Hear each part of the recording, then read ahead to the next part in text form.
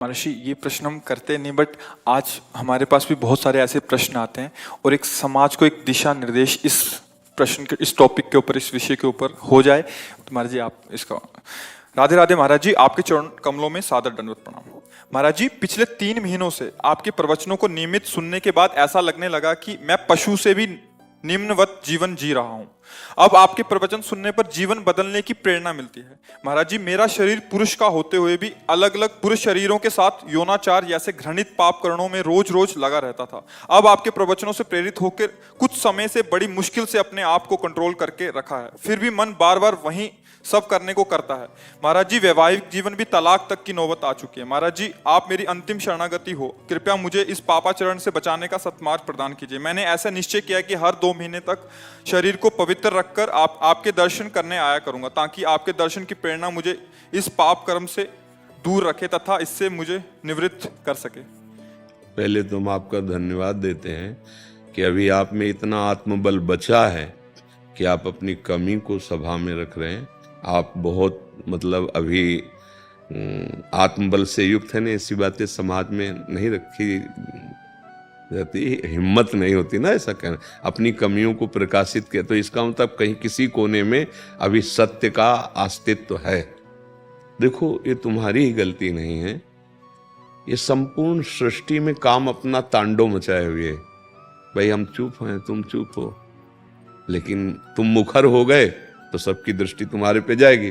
फिर लौट के अगर अपने हृदयों में देखा जाए तो कुछ ऐसा ही है सबका जीवन। ओपन हो गई तो फिर मुख में कालिक पोती, समाज का ऐसा स्वरूप। लेकिन जो कालिक पोत रहा वो भी अपने हृदय को देखे। काम कोई ऐसा नहीं कि किसी को बख्श दे, उसी को बख्शता है जिसने भगवान को आश्रयदाता मानकर और भजन शुरू किया। अब तुम्हारे प्रश्न का उत्तर देते हैं। ये काम सुख बुद्धि होने के कारण आदरणीय और प्रिय हो गया, नहीं हुआ? सुख मिलने के कारण। आप ईमानदारी से बताओ, क्या आज तक आपको तृप्ति हुई? सच्ची बताना। नहीं ना? आज भी वही चाह है जो पहले से थी। इसका मतलब कभी नहीं हो सकती, क्योंकि वहां नहीं है सुख। विचार खुले, जब आपने प्रश्न किया तो इस शरीर में है क्या? इस शरीर में है क्या? मल और मूत्र के ही तो द्वार हैं, जहां छू जाने पर हाथ हमको पवित्र करना पड़ेगा। क्या है? दुर्गंध युक्त, चाहे जितना सुगंधित पेय पियो, भोजन पाओ, 6 घंटे बाद दुर्गंध युक्त मल बन जाएगा। एक मल का द्वार है। चाहे जितना सुंदर जूस और दूध पियो, एक मूत्र बन जाएगा। दोनों के द्वार हैं, मल और मूत्र। उसके सेवन का केवल एक ही मार्ग बताया गया है कि संतानोत्पत्ति रूपी जो भगवान की सृष्टि का क्रम है, उसकी पूर्ति के लिए काम का आदर किया गया है। भगवान ने कहा, धर्मयुक्त काम मैं हूं। अर्थात जो ये सृष्टि जनित क्रिया है, संयम के द्वारा संतानोत्पत्ति करने के लिए ये जो पाणी ग्रहण संस्कार किया जाता है, इसकी ये वैराग्य को प्राप्त हो जाएगा, घृणा को प्राप्त हो जाएगा, और वो सच्चे मार्ग का पथिक बन जाएगा।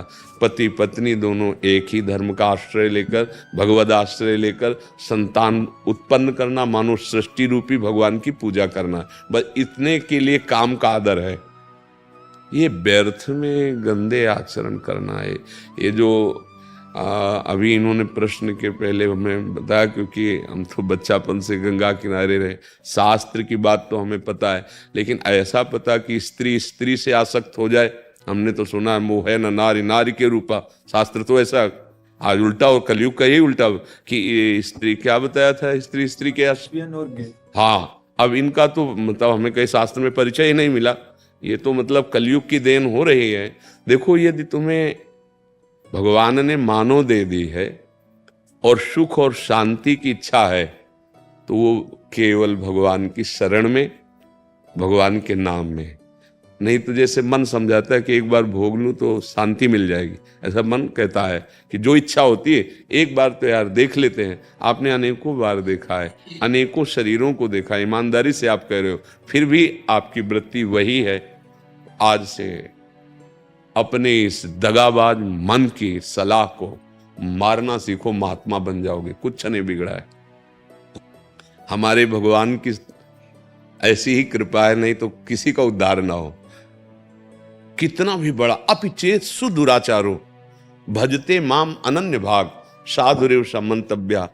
भगवान कह रहे मैं उसे साधु मानता हूं, सम्यक व्यवसिता ऐसा। बस ये ध्यान रखना, इसका अर्थ समझ लेना। उसने बुद्धि से निश्चय कर लिया कि यार अब इसमें किसी में सुख नहीं है, हम जो सुख शांति पाना चाहते हैं वो इनमें नहीं है, वो भगवान में है। अगर ये जो आजकल चला है जीवन नाश की लीला, ये बहुत खतरनाक है। जैसे बच्चे गंदे आदतों में फंसते चले जा रहे हैं। अब नए नए लड़के 30 के हो गए, मुझे ब्याह नहीं करना, माता पिता कहते हैं नहीं। क्यों? क्योंकि उनकी रुचि स्त्री शरीर में नहीं, पुरुष शरीर में है। तो एक काम का आदेश केवल संतानोत्पत्ति के लिए, कि आप संतान उत्पन्न कर लेंगे, नहीं। तो ये जो शक्ति का नाश कर रहे हैं, ये जो अपराध कर रहे हैं, ये तुम्हारी दुर्गति कर देगा। तुम्हारे मनोरंजन के लिए थोड़ी तुम्हारा शरीर मिला है। तुम्हारे शरीर पर तुम्हारा अधिकार केवल सत्कर्म करने के लिए है। अच्छा, तुम अपने शरीर को नष्ट करो, हमारी सरकार को पता चल जाए तो आपको सजा मिलेगी? नहीं मिलेगी। आपके दो हमारा शरीर हम रखें या नष्ट कर दें तो देखो तुम्हारे शरीर पर भी तुम्हारा अधिकार यहां नहीं, यहीं की सरकार आपको अभी हथकड़ी डाल देगी। फिर अलौकिक सरकार, आप मनमानी आचरण करने के लिए नहीं, आपका स्त्री में राग नहीं है, आप ब्रह्मचर्य धारण करते हुए ऐसे तेजस्वी महान बनो, देश की सेवा करो, अपने आत्मा का उद्धार करो। जो फंस गई है दुर्गति में, उसको ऐसा थोड़ी कि गंदी आदतों में फंसा के नारकी होनी। कैसे कैसे, मतलब आप थोड़ी देर विचार करो, कहां तुम सुख ढूंढ रहे हो, कहां ढूंढ रहे हो? अरे पागल, उसमें सुख है। अच्छा, तुम यहां हमारे पास क्यों आए हो? कोई भी, हम क्या लगते हैं तुम्हारे? किस लिए आप यहां आए हो? हम आपसे अगर प्रश्न करें, भले आप उत्तर न दे पाए, लेकिन उसका उत्तर हम देते हैं। आप इस बात के लिए आए हो कि जो मैं कर नहीं पाया वो आप कर लिए, जो मैं नहीं कर पाया वो आप कर लिए। इसलिए हम हाथ जोड़ते हैं और आपसे जानना चाहते हैं कि मैं कैसे निकलूं, जहां नहीं फंसना चाहिए वहां फंस गया। सार बात है ये, कुछ नहीं है। 5 भौतिक शरीर जैसे हमारा तैसे आपका, जो आप भगवान के अंश हो वैसे मैं अंश हूं। पर भगवान की कृपा से बचपन से बात समझ में आएगी कि बहुत जन्म बीत गए धोखे में, ये जन्म बिल्कुल धोखे। ठाकुर कृपा से लग गई ब्रक। 13 वर्ष की अवस्था से लेकर जैसे भगवान ने चलाया आज तक वैसे। ए भाई, हमारी बात जैसे तुमने बताई ना, ऐसे हमारी बात मान लो। हाँ, सुख मिला, वो सुख मिला जो त्रिभुवन में कभी कहीं नहीं मिल सकता, केवल भगवान की शरण में होकर।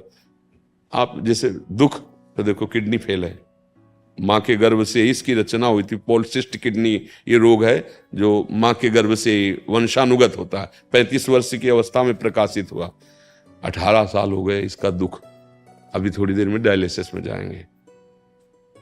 कोई दुख नहीं हमें, पाई भर दुख नहीं। तुम्हें लग रहा है मैं दुखी हूं, मैं चिंतित हूं, मैं डिप्रेशन में हूं? नहीं, ये मिला है। हर दुख सह करके उस सच्चिदानंद के मार्ग में दौड़ते हुए काम क्रोध लोभ मोह मद मत्सर एक एक की वृत्ति को देख करके इनसे बचाव पक्ष रखते हुए निकल जाना। हमें तो लगता है कि इनको स्त्री शरीर से प्यार नहीं, वो काहे को धोखे में किसी को डालते हैं। अरे उसके लिए तो दूसरा वर मिल जाता, आपने उसको स्वीकार किया, और उसके प्यार का विभाजन उसको बर्दाश्त नहीं होगा। आप समझो उसके हृदय को कितना दुख हो रहा है कि वो जब जान रही मेरा पति ऐसे आचरणों से उसके, अब आपको क्या अपराध नहीं लग रहा? आप सोचो कैसे पापाचरण में उतरे हो, कहां उतरे हो। अभी चांद से निकलो,